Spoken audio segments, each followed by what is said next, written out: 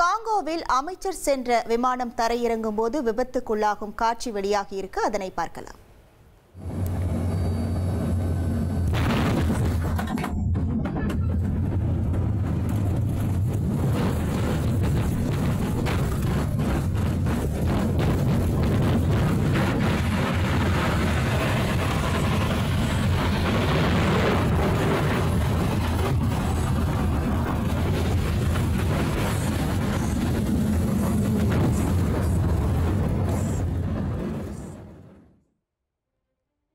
காங்கோவின் தென்கிழக்கு நகரமான லுவாலாபா மாகாணத்தின் தலைநகரான கோல்வேசியில் தரையிறங்கும் போது இந்த விபத்து ஏற்பட்டுள்ளது.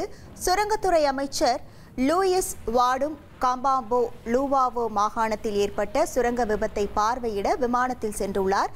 தரையிறங்கும் சமயத்தில் விமானம் விபத்துக்குள்ளான நிலையில் நல்வாய்ப்பாக யாருக்கும் எந்த பாதிப்பும் ஏற்படவில்லை.